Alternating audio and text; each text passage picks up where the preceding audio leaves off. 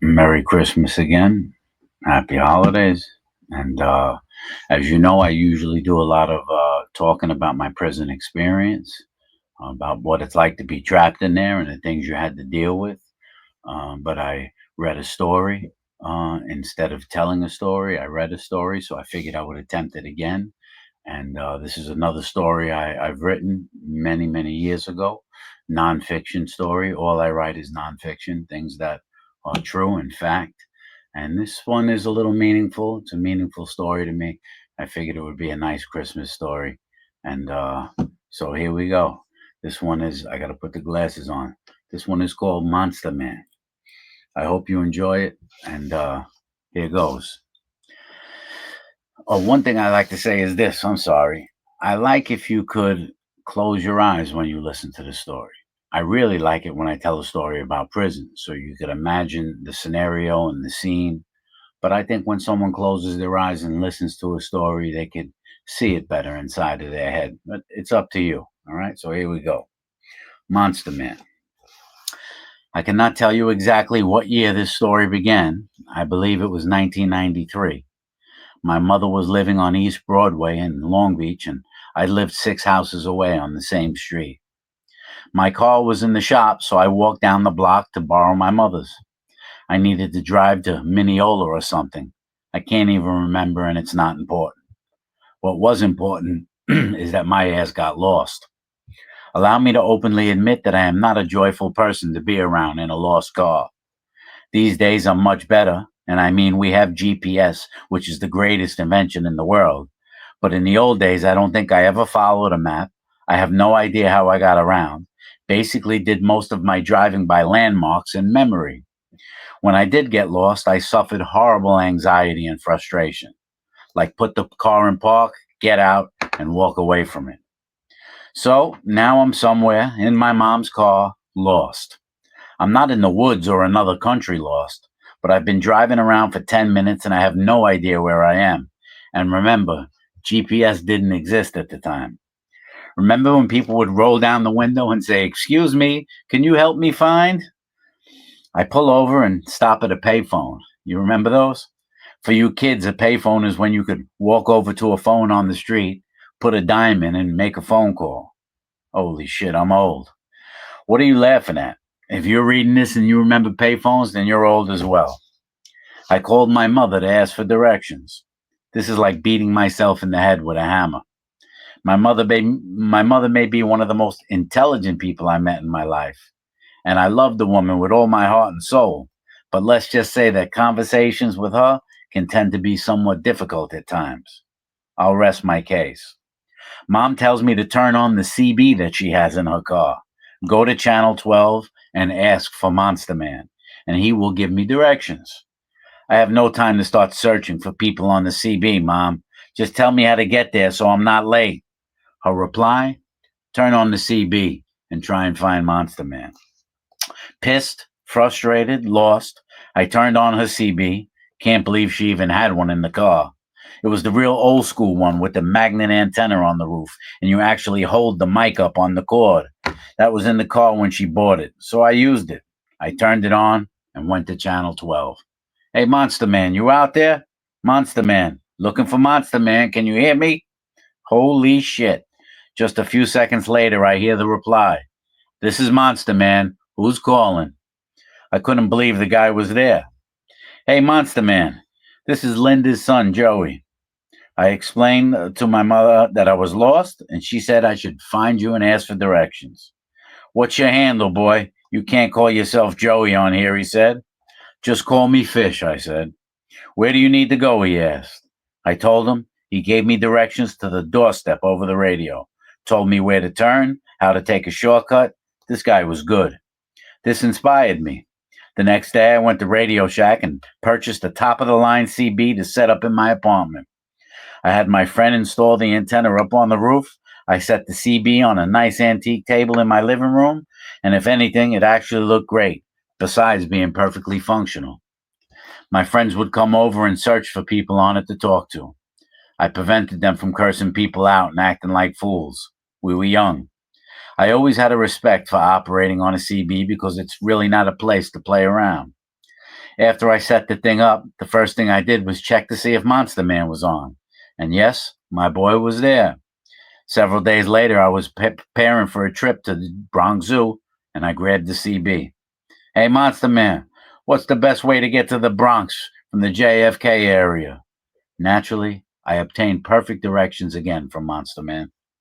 So now I attempt to keep you awake during this story. Monster Man would give me directions over the next year, way too many times to count, and he was always right on the money. Once in a while, we would talk for a minute or two, and then one day I said to him, Hey, Monster Man, how do you know my mother? He said that he never met her, that he just heard her talking on the CB once. My mother had remembered hearing this stranger's name on the CB when she was driving, hence the reason she suggested that I look for him. They were strangers other than that. I would say several more months passed when I said, Monster Man, every time you hit me on the mic, it gets pinned. What this means is that every time he speaks on the CB to me, the connection is crystal clear, very strong. And pins means the little meter on the CB goes all the way to the red zone. This means that Monster Man either has a very powerful CB or we're close to one another. I figured he was on land and not driving because he was always on his CB day and night. If it was 2 o'clock in the morning and you picked up that CB and called for Monster Man, he'd respond. After I explained that we had the strong connection, I asked, What town are you calling out of? He told me that his CB is at his home and he lives in Long Beach. I told him that my CB's in my house also, and I live in Long Beach. What block do you live on? I asked. East Broadway, he replied. I almost fell down. Holy shit, I live on East Broadway. What number are you? Well, Monster Man lived about 8 houses down from me on the other side of the street, and almost directly across the street from my mother. I had been talking to this guy for almost 2 years, and he was down the block and across the street. What's your exact address? I said. I'm coming over to meet you. That's not a good idea, Monster Man replied. They don't call me Monster Man for no reason. I'm coming to meet you, I said. He gave me the address, and I literally just walked out of my house and down the block to his doorstep in less than 2 minutes. He told me to knock on the downstairs door and just ask for Steve. The house was an older brick and stucco home, main level of the house upstairs and a ground level apartment typical of many of Long Beach's older properties. When I knocked on the door, an older woman in her 70s answered wearing a nightgown. And so polite, she reminded me of the elderly that were raised down south in the old days. I asked for Steve, and she led me through the dock apartment into the back bedroom and pushed the door open. There was my buddy. He was laying in bed, propped up on some pillows. And I think about at this time, he was well over 600 pounds, with no legs. Things like that never fazed me in the slightest. What's up, brother? I said. He replied, Come over to the bed and shake my hand. I can't see you. I'm blind. There was my buddy Steve, over 600 pounds, no legs, blind, but an awesome man. I walked over to the bed, shook his hand, and gave him a big kiss on his face. We started talking like we had known one another for 30 years. It was an instant friendship, a great connection from the start. My first question to him was, How in the world do you give me directions all over the country? He explained that for over 30 years, he was a long-distance commercial truck driver who knew the roads of this country like the back of his hand. He kept up to date on the new routes being built across the country by staying on the CB with the old trucker boys. It was his love. He was always a big man, always a heavy man, and then he got diabetes, and he had one leg amputated. Several years later, the other was amputated. After this, he lost his eyesight completely. Because of this, his weight gain became out of control. When we met, he had not left his bed in over 4 years. Not one single time. I started stopping by Monster Man's house at least 2 or 3 times a week. When I suggested that I bring my mother over to meet him, he was against it. I think embarrassed more than anything. But when my mom did come over, she as well gave him a big hug and a big kiss, and then started helping his mom with things around the house. We all started to hang out with one another. Monster Man enjoyed smoking pot, and when he smelled it on me during one of my first visits, he said, I smell some weed. Is it any good?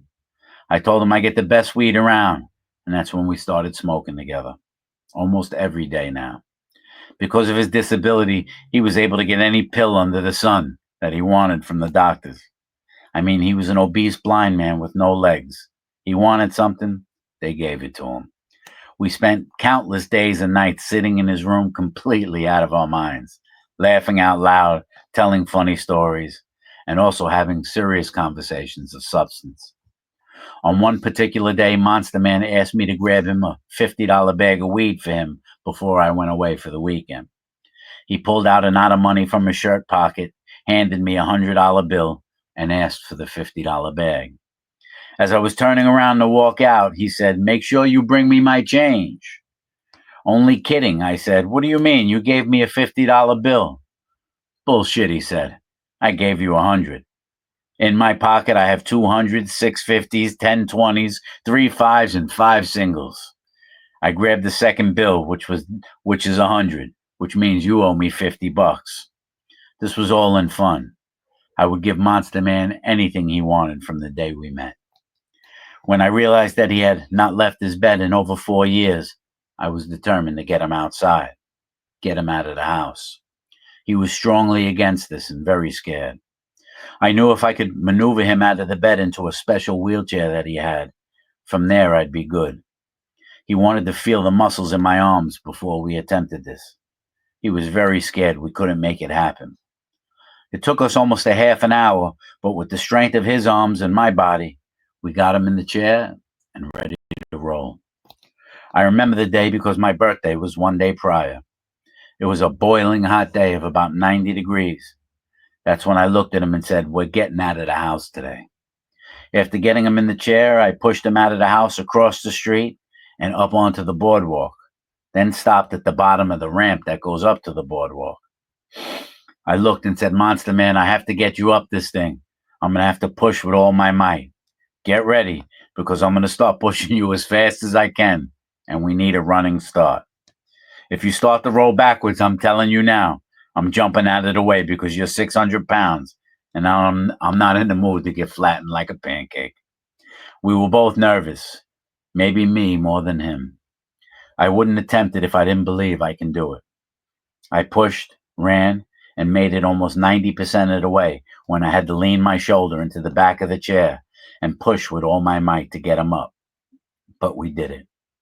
We were on the Long Beach boardwalk in August on a 90-degree day. The sun was blazing. People were all over.